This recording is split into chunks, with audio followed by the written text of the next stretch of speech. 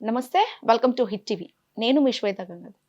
ఈరోజు అయితే చాలా విషయాలు మాట్లాడుకుందాం. ప్రస్తుతం మనతో పాటు ఉన్నారు ప్రముఖ సోషల్ యాక్టివిస్ట్ రజనీ రమ గారు ఉన్నారు. ఒక్కసారి ఆవిడ మాటలు తెలుసుకుందాం మేడం. నమస్తే. నమస్తే శ్వేత. ఎలా ఉన్నారు? ఫైన్ అమ్మా, నువ్వు ఎలా ఉన్నావు? బాగున్నాను. సో మనం రీసెంట్ గా చూస్తున్నట్టయితే ఈ రోజుల్లో కులం అనేది ఎక్కువగా మారిపోయింది మేడం. ఏదైతే నిన్న జరిగింది, ఒక పాపని అలా నలిపేయడం అసలు ఎంతవరకు కరెక్ట్? అది కూడా ఒక రాజకీయ హోదా ఉన్న ఆయన, 10 మందికి చెప్పాల్సిన ఆయన అలా చేయడం ఎంతవరకు కరెక్ట్ అసలు? అవును, దారుణం. ఇప్పుడు చూస్తుంటే ప్రస్తుతం చాలా ఎక్కువైపోతున్నాయి ఇవన్నీ. అవును. అంటే ఒకళ్ళు చెప్పాలా, ఎవరికి వాళ్ళకి తెలియదా ఈ అంతరాలు, ఈ భేదాలు ఉండకూడదు అని చెప్పి? మరి మనం అందరం కూడా ఒక మంచి నేతని కావాలనుకుని అందరూ ఓటేస్తారు కదా. అక్కడ ఏ భేదాలన్నా ఉన్నాయా? ఏమీ లేవు, నాకు తెలిసి లేవు. అవును. ఇప్పుడు నాకు ఇష్టమైన నేతకి నేను వేసుకుంటా. ఆయన కులం ఏంటో నా కులం ఏంటో, ఒక వ్యక్తి మంచి వ్యక్తి అయితే వేస్తున్నాం. అదే కదా వాళ్ళైనా చూడాల్సింది. అంటే ఇది ఇంకా మనకు అప్డేట్స్ రావాల్సింది ఉంది. మనకు తెలిసింది ఏంటంటే ఏదో టెంపుల్లోకి రానివ్వలేదు అని, పాప ముఖం చూసైనా సరే వదలండి అని వాళ్ళ తల్లి అడిగినట్టు, కుదరదని ఏదో గొడవ అయిందని అక్కడ ఆ తోపులాట్లో తనులాట్లో పాపకి బాగా నలిగిపోయింది. సో పాప చనిపోయింది అని అది జరిగింది. కానీ చాలా అంటే చూసుకోరా, చిన్న పాప లేకపోతే అక్కడ గలాట అవుతుంది. ఇది అవసరమా? అదొక ఫ్యామిలీ, ఇదొక టెంపులు, ఇదొక నేతలము, ఎవరి ఇది వాళ్ళకి అక్కడ తెలియటం లేదా? ఆలోచనలు ఉండవా? ఇప్పుడు భగవంతుడు అందరికీ సమానమే. ఇప్పుడు ఏం చెప్తారు, భగవంతుడు ముఖంలో నుంచి బ్రాహ్మణులు పుట్టారని చెప్తారు, భుజాల్లో నుంచి క్షత్రియులు పుట్టారని చెప్తారు. మన వేదాల్లో చెప్పబడి ఈ తొడల్లో నుంచి వైశ్యాస్ పుట్టారని చెప్తారు. పాదాలు అంటే ఈ తొడల కింద భాగం కాళ్ళు ఏవైతే ఉన్నాయో అక్కడి నుంచి మిగతా అన్ని కులాలు పుట్టారని చెప్తారు. అంటే కాళ్ళల్లో నుంచి పుట్టారని చెప్పి దేవుడు కాళ్ళు తీసేద్దామా? తీసేస్తారా? రైట్. దేవుడికి ఎక్కడ మొక్కుతామమ్మా మనం? కాళ్ళకే కదా.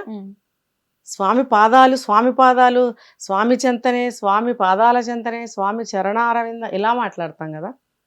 మరి ఆ పాదాలకి ఎంత ఇంపార్టెన్స్ ఉంది అంటే, తల్లో పుట్టిన వాడు బ్రాహ్మడైతే, మరి భుజాల్లోంచి పుట్టింది క్షత్రియుడైతే, తొడల్లో నుంచి పుట్టింది వైశ్యాస్ అయితే, అసలు అవన్నీ చూస్తారా ఎవరన్నా? పాదాలే కదా. దండం పెట్టుకుంటారు, పువ్వులు వేసినా ఏం చేసినా, అక్షింతలు వేసిన దేవుడికి అక్కడే కదా చేస్తారు. మరి ఇది తెలీదా? తెలియకపోతే తెలుసుకోవాల్సిన అవసరం ఎంతైనా ఉంది, చాలా ఉంది. ఇది ప్రతి మానవుడు, ప్రతి వ్యక్తి కూడా ప్రతి విషయాన్ని తెలుసుకోవాల్సిన అవసరం ఉంది.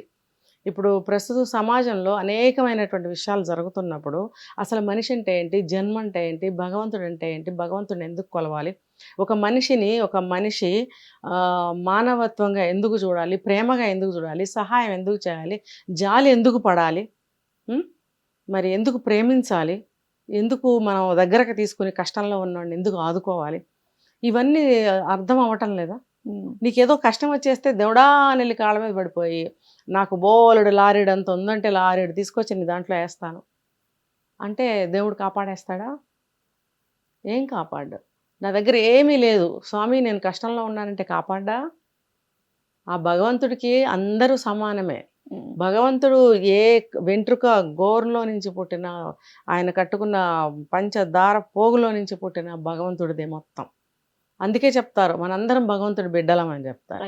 ఎందుకు అంటే ఇదే, భగవంతుడు అన్ని పార్టులు చాలా గొప్పవి. పాదాల్లో నుంచి కాళ్ళల్లో నుంచి పుట్టారని చెప్పి కాళ్ళేం తీసేయం కదా. మరి ఇంకా తొడల్లో నుంచి వైశ్యాస్ పుట్టారని చెప్పి ఇక్కడ ఈ భాగాలు తీసేసి దేవుణ్ణి ఇక్కడ వరకు ప్రతిష్ఠించుకుంటాము. ఇంత చిన్న విగ్రహమైనా సరే మొత్తం అన్ని అవయవాలు ఉన్న విగ్రహాన్ని పెట్టుకుంటాం కదా. చిన్న ఫోటో అయినా విగ్రహం అయినా ఏదైనా సరే కదా.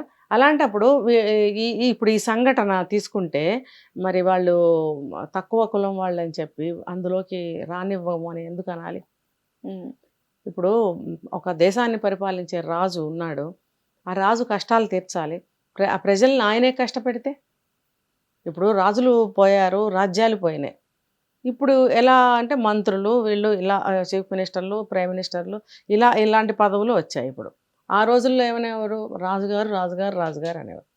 కాబట్టి ఆ రాజుగారికి విన్నవించుకునేవాళ్ళు. ఇప్పుడు కూడా ఆ స్థానంలో ఎవరున్నారు? ప్రైమ్ మినిస్టర్ ఉన్నారా? చీఫ్ మినిస్టర్ ఉన్నారా?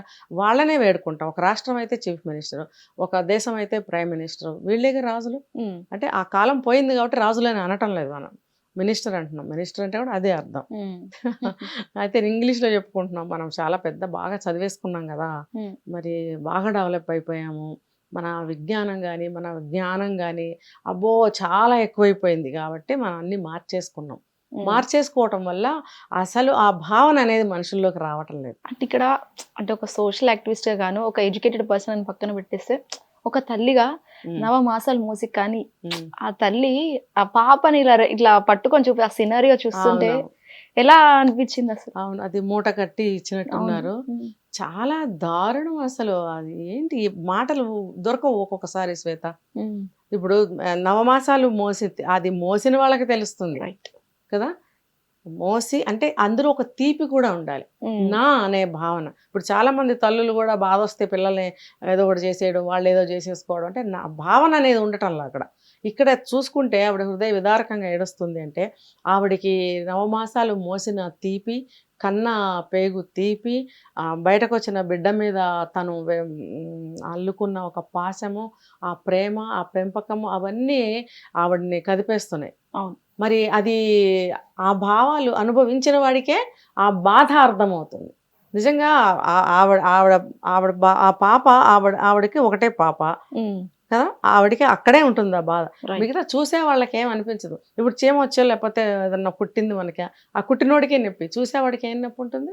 అవును. అయ్యో! కుట్టిందంటే ఏదైనా ఆయింట్‌మెంట్ రాయండిరా, లేకపోతే ఏదన్నా కొబ్బరి నూనె రాయండిరా అని సలహాలిస్తాం కదా! అవును. ఆ నొప్పి ఎంత బాధ భరించేవాడికుంటుందక్కడ. ఇప్పుడు ఇది గూడా ఇంతే. చిన్న పాపని గూడా చూడకుండా అంత దారుణంగా ప్రవర్తించడం హ్మ్. ఎంతవరకు అది మానవత్వమేనా?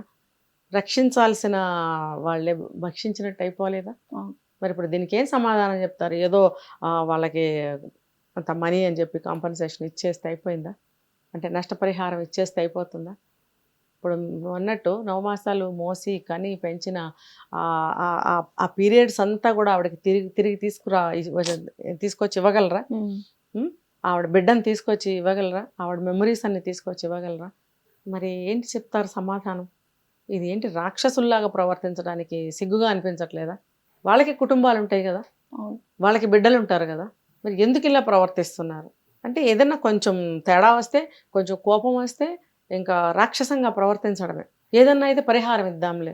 పరిహారం దేన్ని తీసుకొస్తుంది? ఆ పూటకి లేకపోతే ఒక నెలకి వాళ్ళు జీవితం నడవటానికి ఏమన్నా సరిపోతుందేమో గానీ, మరి వాళ్ళకి లోటు ఆ పాప లేని లోటు తీరుతుందా? ఒక జీవిని తిరిగి చనిపోయిన జీవిని తిరిగి తీసుకురాగలరా? మరిప్పుడు ఏం సమాధానం చెప్తారు? హ్మ్. ఇది సభ్య సమాజం అంటారు గదా! తల అవును. వంచుకునే విధంగా ప్రవర్తిస్తున్నారు. ఆ రోజుల్లోనే మరి ఈ కులాల గురించి గానీ, లేకపోతే బాల్య వివాహాల గురించి గానీ, విధవలకి మళ్ళీ వివాహం అని గానీ, హ్మ్. సంఘ సంస్కర్తలు ఆ రోజుల్లోనే ఎంతో ఏమంటారు అంత ఫైన్‌గా చక్కగా ఆలోచించి ఎన్నో చేశారు వాళ్ళు. అవును. ఉద్యమాలు హ్మ్. కానీ, దాని ఫలితాలు గానీ తీసుకురావటం గానీ ఎన్నో చేశారు ఆ రోజుల్లో. అంటే ఇప్పుడు ఇలా ఎందుకు తయారయ్యారు? అంటే అంత బాగా డెవలప్ కాని రోజుల్లో, ఎక్కువగా చదువుకోని రోజుల్లోనే మనిషి అలా ఆలోచించాడు సమాజం గురించి. హ్మ్. ఇప్పుడు ఎంతో బాగా చదువుకుంటున్నారు, అన్నీ చూస్తున్నారు. సంస్కారం ఎక్కడికి పోతుంది? అంటే వాళ్ళు సంపాదించిన విజ్ఞత, జ్ఞానం ఎక్కడికి పోతుంది? హ్మ్. అంటే చదువుకోక ముందేమో చక్కగా కాకరకాయ అన్నాడట. చదువుకున్న తర్వాత కీకరకాయ అన్నాడంట. హ్మ్. అంటే అన్నీ తెలుసుకున్న తర్వాత మీ విజ్ఞత, మీ జ్ఞానం ఇలా అయిపోతుందా? అంటే డబ్బు బాగా ఉంటే మనం మృగాల్లాగా ప్రవర్తిస్తామా? ఇది ఆలోచించాల్సిన విషయం. హ్మ్. వాళ్ళు ఆలోచించాల్సిన విషయం. ఇది ఏదో నష్టపరిహారం ఇస్తే తీరే లోటు కాదు. తీరే సమస్య కాదు. హ్మ్. అసలు ఈ జనరేషన్‌లో కూడా అసలు ఆ కుల పిచ్చి, మత పిచ్చి ఏంటండి అర్థం అదే కాకుండా. కదా! ఆ! పిల్లల్ని ఇప్పుడు కూడా కూర్చోపెట్టి చిన్న చిన్న పిల్లలకి నేర్పిస్తున్నారు. మనం హ్మ్. ఇది, మనం ఇలా ఉండాలి, ఫలానా వాళ్ళతో ఉండాలి, ఫలానా వాళ్ళతో ఉండకూడదు అనేది ఏది నేర్పించినా, నేర్పించకపోయినా ఫస్ట్ ఇవి నేర్పిస్తున్నారు. హ్మ్. ఇవి నేర్చుకున్న వాళ్ళు ఏమవుతారు? అహంకారంతో ప్రవర్తిస్తారు. రేపొద్దున్న పెద్దయిన తర్వాత ఆ పిల్లలు ఆ విధంగా తయారైతే, ఆ ప్రవర్తన యొక్క ఫలితము అనుభవించాల్సింది తల్లిదండ్రులే. కోర్స్ సొసైటీ కూడా కొంత బాధపడుతుంది అలాంటి వాళ్ళతో. ఇంకా ఎక్కువగా ఎఫెక్ట్ పడేది ఆ కుటుంబానికే.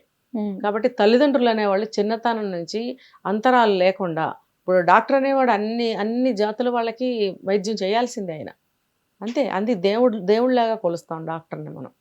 అలాగే ఇప్పుడు ఒక మనకి రక్షణనివ్వాల్సిన పెద్దలు ఈ రకంగా ప్రవర్తిస్తే ఎవరికి చెప్పుకోవాలి బాధ? తీసుకెళ్ళి రక్షించాల్సిన వాళ్ళని భక్షిస్తే ఇది ఎంతవరకు సమంజసం? రైట్. పిల్లలకి కూడా చిన్నప్పటి నుంచే మంచి మంచి విషయాలు బోధించాలి. ఇట్లాంటి అంతరాలని నేర్పకూడదు. వాళ్ళకి ఏం నేర్పించాలి? ఒక చదువు బాగా నేర్పించాలి, చదువుతో పాటు సంస్కారం నేర్పించాలి, ఎదుటి వ్యక్తిని ఎలా ప్రేమించాలి అంటే ఒక జంతుజాలం పట్ల కూడా ఒక జాలి కరుణ ఎలా ఉండాలి, అలాగే నీ తోటి మనుషులతో నువ్వు మానవత్వంగా స్నేహపూర్వకంగా ప్రేమగా ఎలా మెలగాలి. అందరూ మనుషులే కదా, అందరూ మనుషులే. రెండే, ఉన్నవాడు లేనివాడు తప్పితే అందరూ మనుషులే, అందరూ సమానమే. కాబట్టి పిల్లలకి చిన్నప్పటి నుంచి అలాంటివి నేర్పుతూ ఉండాలి.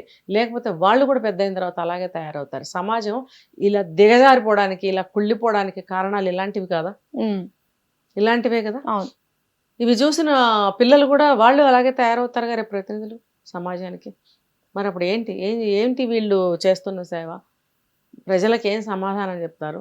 ప్రజలు ఎవరికి చెప్పుకుంటారు? ఇది మరి వాళ్ళు కూడా ఆలోచించాలి. అసలు ఇవన్నిటి కూడా ఎండుకాడ ఎప్పుడు పడుతుంది అనుకుంటారు? ఎండుకాడు సమాజంలో మార్పు రావాల్సింది. సమాజం అంటే నువ్వు నేను ఇంటి పక్కన వాళ్ళు వీళ్ళే కాదు, మొత్తం పైనుంచి కిందకి A to Z పీపుల్ ఎవరైతే ఉన్నారో వాళ్ళు మినిస్టర్సే కావచ్చు, పని చేసుకునే వాళ్ళే కావచ్చు, పెద్దవాళ్ళు కావచ్చు, చిన్నవాళ్ళు కావచ్చు, మొత్తం టోటల్ అందరూ కలిసితేనే సమాజం అంటారు. మరి వీళ్ళు ఒక స్థానంలో ఉండి వీళ్ళు చేసి చూపించాలి, నేర్పించాలి సమాజానికి. ప్రతినిధులే కదా వాళ్ళు. రైట్. మరి వాళ్ళ చేతిలోనే ఉంది ఇదంతా. ఇప్పుడు అందరూ సమానమే అని వాళ్ళు స్పీచ్లు ఇస్తూ ఉంటారు. మరి ఎక్కడ చూపిస్తున్నారు? మీరు చెప్తున్నారు, ఓకే గ్రేట్, చూపించాలిగా.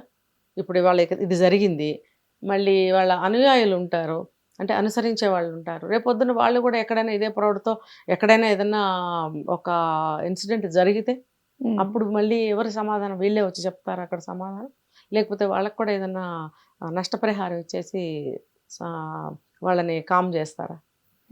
కాబట్టి ఇది వాళ్ళు నిర్ణయించుకోవాలి, మనం సమాజాన్ని ఎటు తీసుకెళ్తున్నాము. ఇప్పుడు మనం తెల్లవారు లేస్తే సమాజం ఎటుపోతుందని ఎంతమంది నోట్లో నుంచే వస్తుంది కదా. ఈ సమాజం ఎటుపోతుంది అని ఆలోచించాల్సిన బాధ్యత మన పాలకులదే. వాళ్ళు ఎటు తీసుకెళ్ళాలి అని ఆలోచించి, ఎటు తీసుకెళ్తే బాగుంటుందని ఆలోచించి ఆ వైపుగా సమాజాన్ని నడిపించాలి. Right. Thank you so much madam. Hit TV app, ఇందులో short news, live news, entertainment shows, movies, digital magazines తో పాటు మీ జిల్లా వార్తలను కూడా ఫ్రీగా చూడొచ్చు. ఇంకెందుకు ఆలస్యం?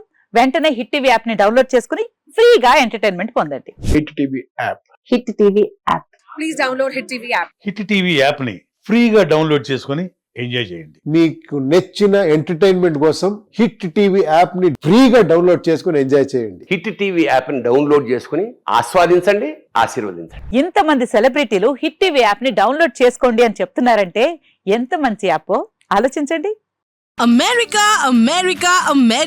అమెరికాలో చదవాలనుకునే వాళ్ళకి విశ్వసనీయమైన పేరు మన శౌర్య కన్సల్టెన్సీ.